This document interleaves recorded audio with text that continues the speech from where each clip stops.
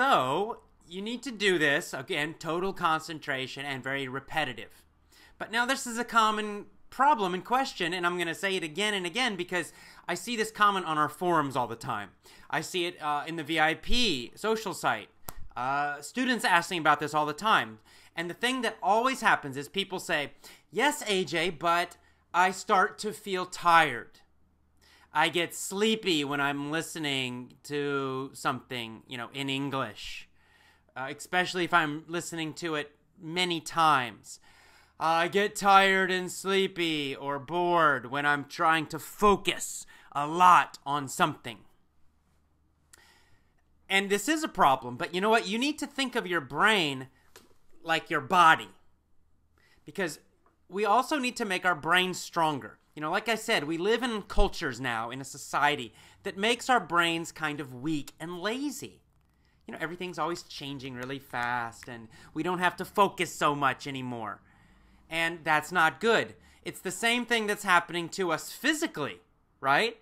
In our societies, because now we're seeing more and more and more people in countries everywhere in the world getting more fat and more lazy. More fat and more lazy. Everything's too easy, we just sit around on our butts all day in chairs, working on computers maybe. Or, when we go to work, we're always driving in cars or sitting in trains or sitting in buses.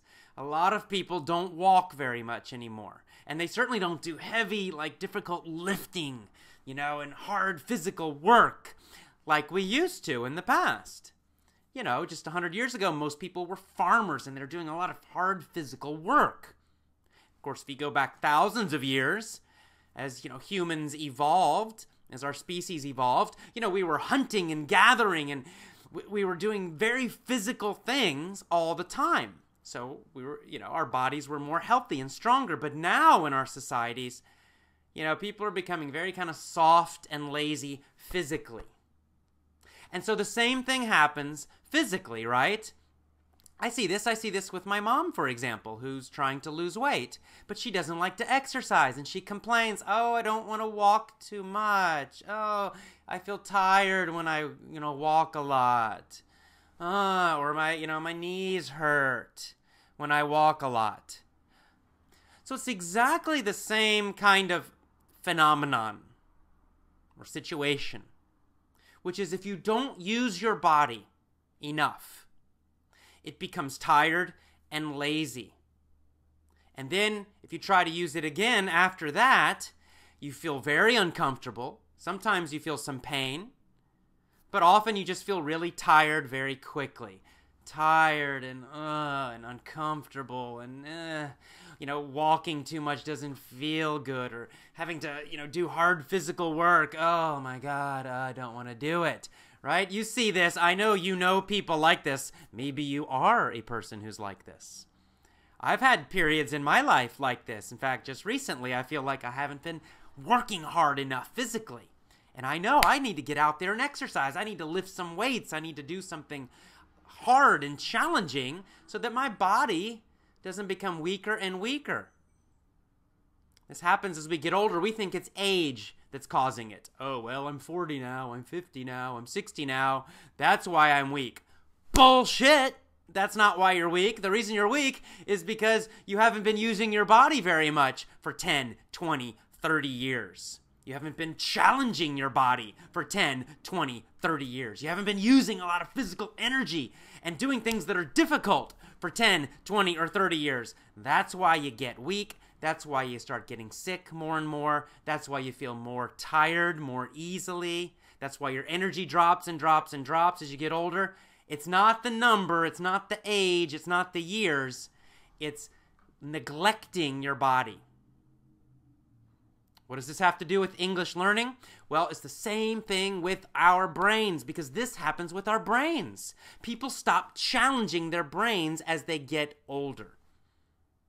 Right? When we're young, we're learning all the time. We're in school. We're constantly, being challenged, new things, more difficult things. After you learn to add and subtract in math class, You don't stop. Next, you learn to multiply and divide. Then they make you take algebra classes and trigonometry classes and geometry classes. And if you keep going, they make you take calculus and more advanced geometry. You're constantly being pushed to do something a little more difficult, a little more difficult, a little more difficult. So when we're younger, in elementary school, middle school, high school, university, grad school, we're constantly being physically and mentally challenged, especially mentally in school. And so at that age, our brains are learning and growing, and they're not so tired. And we kind of have to concentrate more. Especially in the past, kids are getting more lazy now too, unfortunately. But, what happens though then we get in our 20s and maybe we start a new job. And again, that's a lot of learning. There's a learning process that's happening. We're being challenged a lot. But what happens with a lot of people is they get comfortable. They eventually get into some career or some job or some situation where it's familiar.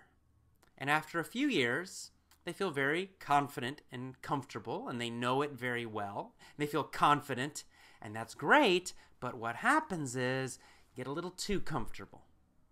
And then you just stop challenging yourself so much. It's not as intense as it was when you were younger.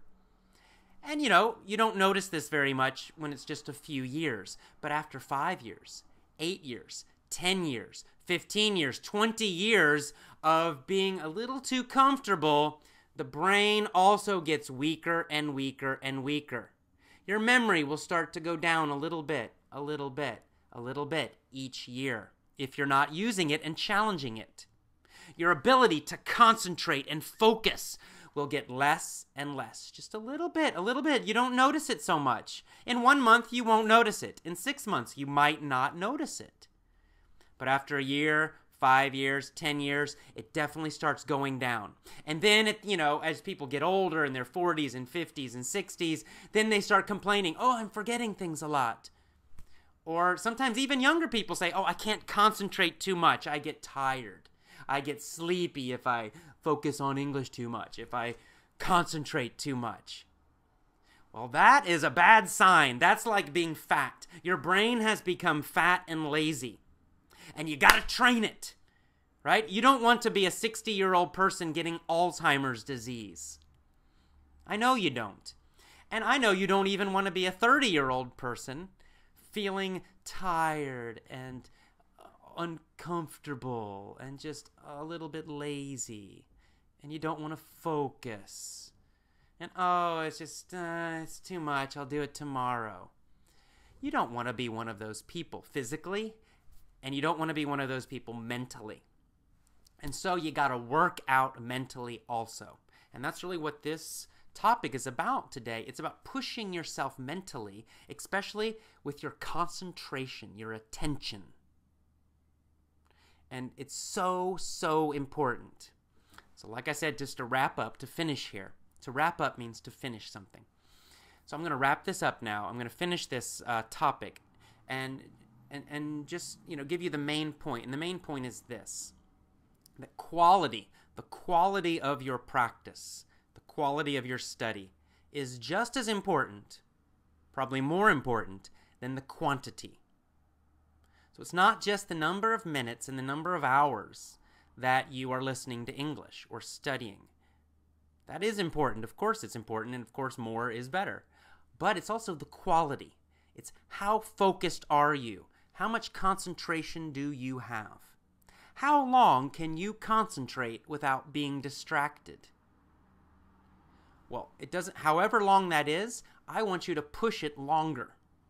So I want you to train your mind the way you would train your body.